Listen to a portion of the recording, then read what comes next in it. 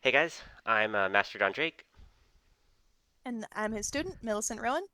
yeah, and we're gonna make a video today of a technique that we call the heel tap, which is a part of a lunge, and it's a technique from our experience, we think all the good fencers do this to a certain extent.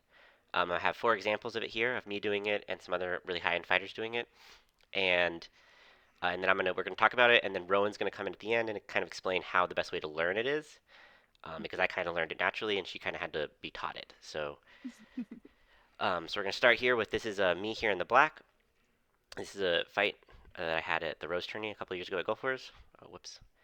Um, so if you just play it speed real quick, and then I'm gonna go back and play it at slow mo.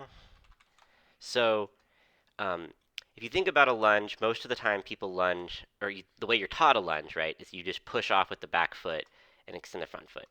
But if you look, what I'm doing here is I'm taking a small step here first, which is what we call the heel tap, and then lunging off of that.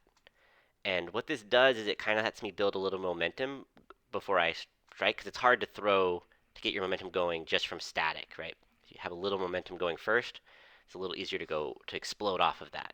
The other thing it does is it hides from your opponent that you're making a bigger step. It looks like I'm just taking a small advance to here, and then I'm making my full lunge. So as you can see, my opponent doesn't really react very well because they think I'm just stepping a little closer, but in fact, I'm actually doing a really long lunge here. And this is a very classic example of it. And if you go look, you can go look at a lot of tournaments and go watch high-end fighters and slow it down. And you see almost every single one of them will do this small step here first in some way.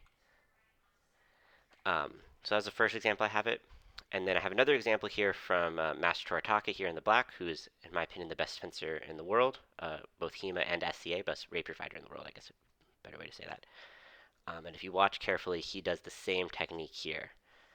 And we'll play that back at slow-mo here again. Um, went back a little too far, but you see how not quite there, Mhm. but right. Those are more normal steps in this area. Yeah, but then look, that really looks like he just took a step forward to advance, right? Like he's very casual, his body language very casual. So he just looks like he's just stepping here, and then he explodes off of that and strikes. He also has a really good dagger parry off of this too. Not that that's what the video's about, but in general, this is very good form. So then there's another example of me doing this here. This was at Adult Swim. Here I'm here again on the left. And this one I'm doing off of I'll just watch this one slow to start with, I guess. You can see that this one is very faked because I'm kind of like standing up here, like I'm about to like drop into my guard here. And then I take a small step, like I take a small step, two small steps in this one, a small step here to kind of get into my guard. And then another, actually, hold on, I missed the timing of that. Here's the first step, and then heel tap, lunge. And so my opponent definitely thought I was just settling in to fight, and get into my guard here, but instead I actually throw at them there. And then the last one is here for my brother, Master Miguel, who's here in the black. And this one is this is like the best example of a heel tap that I could find, because he really hides his step. I'll watch it here at speed. But if you break that down and you go slow, you can see that his heel only touches. Like some of these other examples, we're calling the heel tap, but the whole foot is touching. This one, just his heel just barely taps, and then he's already exploding off that back leg. So this is super hard to read because to his opponent, just thinks that he's just taking even like a real small step forward, and then he just uncoils and extends. And you also look at his extension is really good too, from like a straight line between his back foot and his front foot. So good form in multiple ways here.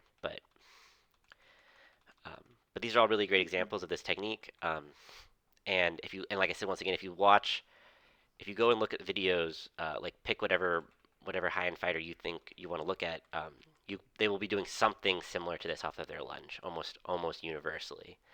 Yeah. Um, It's surprisingly common, even among different styles. yeah, like different styles. Like I showed you, like three different fighters who all fight similar styles.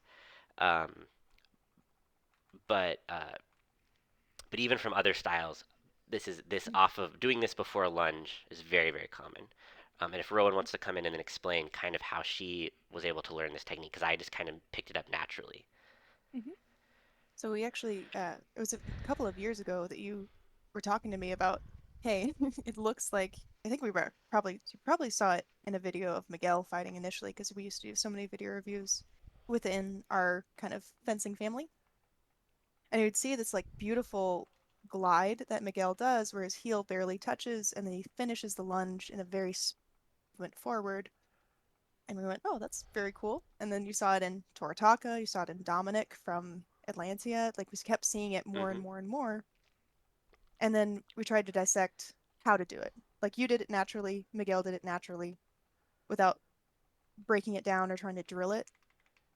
And so me being your student much further behind, I was looking at like, how do I do this? How do I make my body do it? I found that consciously thinking through it doesn't work. I think because the movement is so smooth and within a particular tempo that you can't consciously think, oh, okay, I'm going to extend my front leg, I'm going to tap my heel, and then I'm going to finish the movement.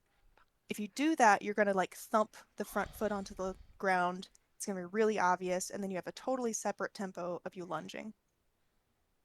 For the basics of our style and for many styles, we have a gather step, meaning your sword foot goes forward, and as soon as it lands, your back foot gathers up behind it. If you This, don't mind, John, I think you obviously you do it all the time. yeah, this would be the best. I think this video is the best example of that being done. And he does it forward and backwards too. So if you back up, your back foot goes first, then your front foot follows. Yeah, so boom, lunge, back foot Hmm. gathers, Gathers, and then lunge again. lunges again. So you need to be physically capable and like have it very natural for you to be able to gather your feet like that, where you step and then gather. You also need to be very physically able to and trained to have a deep lunge. See how bent John's front knee Yep, was? sorry. You're fine. Yeah, and And yeah, Toritaka, honestly, in that other video is the exact same, but like their knee is at um a 45-degree angle. It's at a severe angle. They don't leave their leg really straight. They don't kind of jam their leg into the ground. They actually let the knee really bend and they let their weight go over that knee like that. yeah. And then in some ways, Miguel's is maybe the best. Yeah. um, This is and that, not. This is the not gather lunge, right? This is a more traditional yes, lunge. The back foot stays planted and then front knee bends. And precisely. If you only train in the gather lunge, which I did actually for a long time, or you only train in the full extension lunge, like we're seeing on the screen right now, you won't be able to do that heel tap. They need to work together because essentially what your body's doing is that it has naturally gathered so many times that it allows you to step as if you're going to gather, and then you just finish it into a long lunge.